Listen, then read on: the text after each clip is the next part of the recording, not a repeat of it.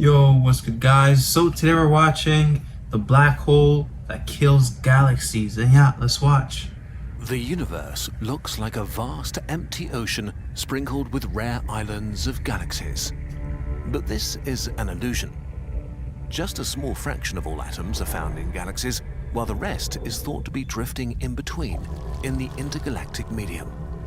Like the roots of some massive tree, gas spreads out from each galaxy, gravity funneling fresh mass into this dense cosmic forest. Here in the intergalactic medium are the raw materials of creation: hydrogen and helium, woven into sheets and filaments that flow into galaxies where they eventually create stars. But if we look closely, we see who's actually in charge: quasars, the single most powerful objects in existence. As small as a Quasars. grain of sand compared to the Amazon River, they reside in the centers of some galaxies, shining with the power of 1 trillion stars, blasting out huge jets of matter, completely reshaping the cosmos around them. They're so powerful that they can kill a galaxy. What are they, and how do they mold the structure of the universe at their whim? Never heard of this one, honestly. Quasars? Everywhere you look, weird things in the sky. In the 1950s, astronomers noticed mysterious loud radio waves coming from spots all over the sky. They were named quasi-stellar radio sources, or quasars, because they were dots like stars, but were seen in radio waves rather than visible light. Everything about them was strange. Some flickered, others emitted high-energy X-rays in addition to radio waves, but all seemed to be tiny. They all They were moved still extremely advanced fast, if they could as see much this. as over 30% the speed of light. The only explanation was that they must have been so distant that their apparent speed was actually the expansion of the universe moving them away from us. But these enormous distances meant that quasars couldn't just be stars, but the active cores of galaxies billions of light years away. And it gets crazier. To appear so bright and loud, given these vast distances, they are thousands of times brighter than the entire Milky Way. Monsters exploding and screaming into the void with a violence not thought possible before.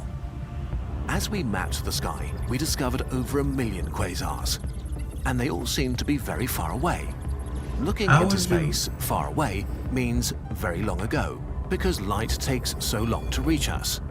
Quasars were common in the early universe, having peaked in number 10 billion years ago when galaxies and the universe itself were still very young. Let's go back in time just 3 billion years after the Big Bang and see what was going on back then. The incredible power of quasars. How could an early baby galaxy be so incredibly bright and violent? All that light and radiation couldn't be stars, as there weren't nearly enough of them.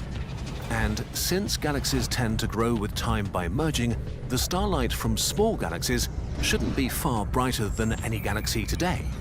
There's only one way to generate the vast amounts of energy a quasar shines with: feeding supermassive black holes. We still don't know how exactly they formed, but it seems that every galaxy has one in their center. But The title is The Black Hole That Kills Galaxies. I thought black holes were dark. Well, looks like you learned something how new can the every day. brightest things in the universe be black holes which trap anything and everything that Right. crosses their event horizon? Well, the light of a saying. quasar is not coming from inside these black holes. Rather, it comes from the space around them, a massive orbiting disk of gas called an accretion disk. Quasars use the same fuel as stars to shine: matter. It's just that black holes are the most efficient engines for converting matter into energy in the universe.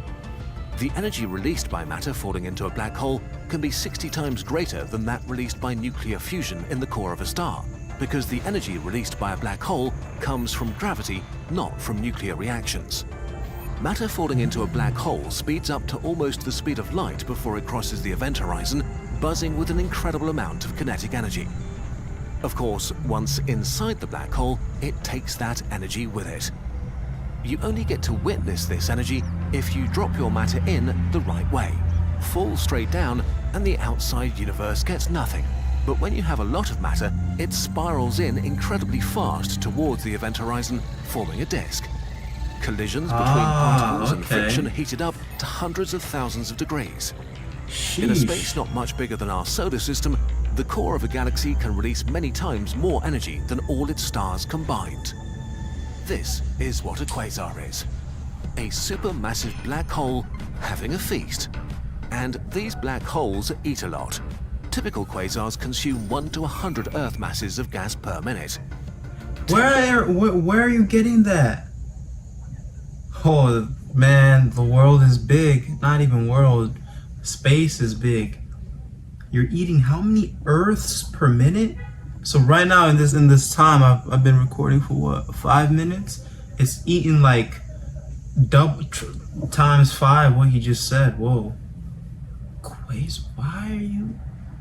Did these even Years disappear? ago, the universe was about a third of its current size, so the intergalactic medium was much less spread out, meaning the filaments of gas around quasars could feed them a banquet, making them vomit insane amounts of light and radiation. The brightest quasars power jets, tangling the magnetic field of the matter around them into a narrow cone.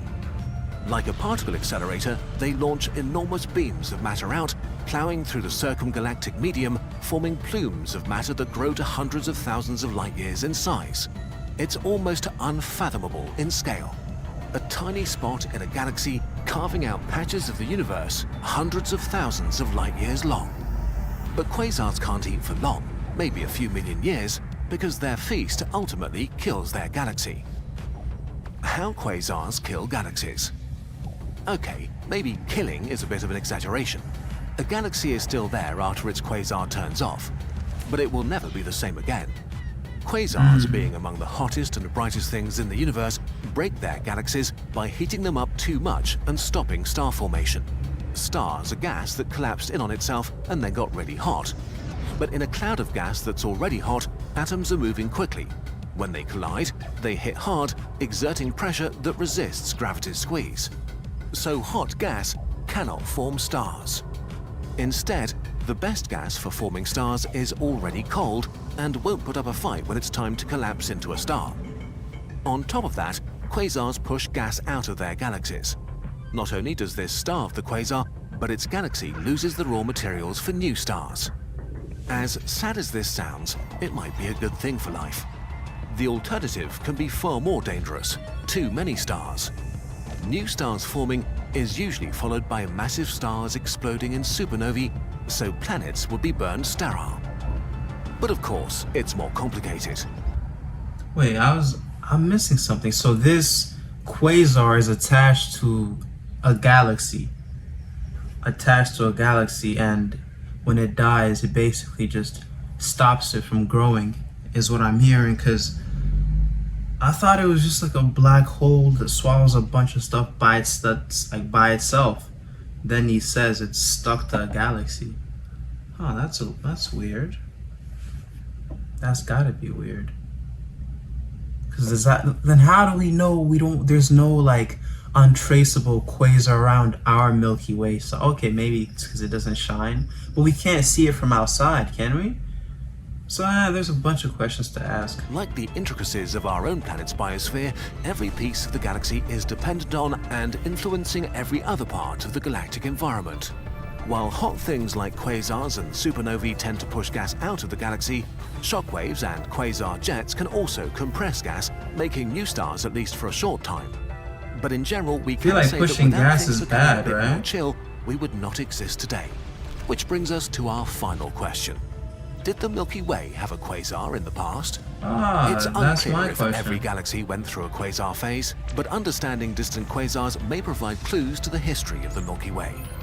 Galaxies don't do a good job of preserving their history. Like sand on a beach, the endless churning mixes away the clues to their past. It's possible the Milky Way was once a quasar, which may have allowed our supermassive black hole Sagittarius A star to have grown to 4 million times the mass of the Sun. And as dormant as it is now, Sagittarius A star could turn into a quasar in the future. In a few billion years, the Milky Way will merge with Andromeda. We've seen over 100 double quasars in galaxies smashing together, where fresh gas is provided for the central black holes. But it won't last for long. When galaxies merge, so do their supermassive black holes, sinking into the center of their new galaxy, kicking up dust and stars in every direction.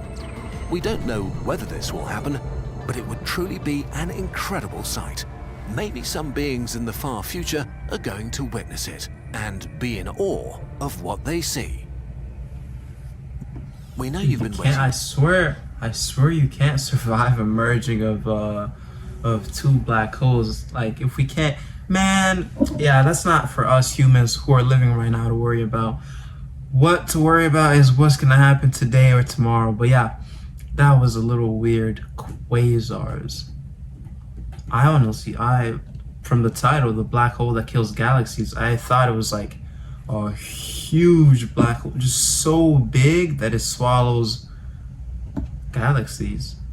Well, I guess that was a bit of an exaggeration. He said it himself too, but I'm not too mad. Well, at least we know there's no quasars around us, so we're kind of safe from that. But I'm not gonna complain. We're safe. We're on Earth. It's a beautiful place. I don't want to leave this place. But yeah, have a nice day.